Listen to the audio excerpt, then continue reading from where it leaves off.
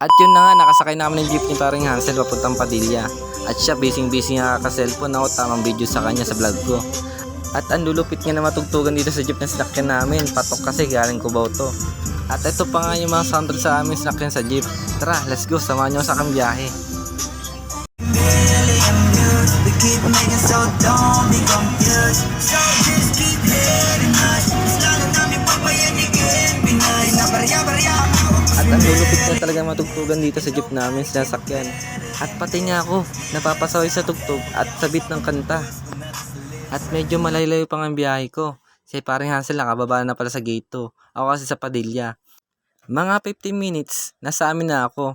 Kaya pag umaga, ang alis ko sa amin, mga more than 2 hours ang biyahe. Kasi sa Ligaya pa lang, traffic na papuntang Pasig. At sa gabi naman, medyo ako lang biyahe, mga 1 hour and a half lang. Yung takbo ng jeep namin papuntang Padilla. Kaya mahirap talaga pag commuters ka lang, walang ka-service, walang motor. Mahirap kasi maaga ka aalis sa inyo, yung asikaso sa bahay nyo, maaga. Pero kailangan natin pumasok sa araw-araw kasi nandiyan yung pamilya. Anak mo, mahal mo sa buhay, kailangan mo suportahan lahat-lahat. Kaya sa hirap ng buhay, kailangan sipagan natin sa araw-araw. Tara, samahan niyo ako sa aking biyahe ulit. Let's go!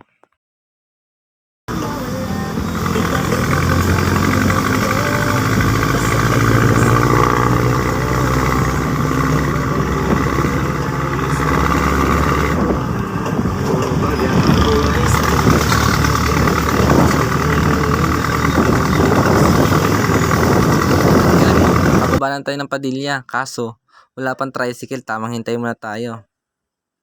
At yun, nakasakay na ako ng tricycle. At ito, tamang video na naman at tamang vlog habang pauwi ng bahay.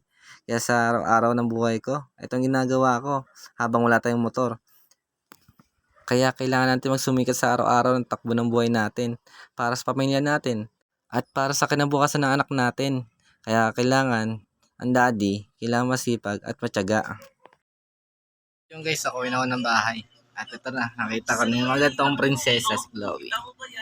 At see you ulit guys sa susunod natin. Bye!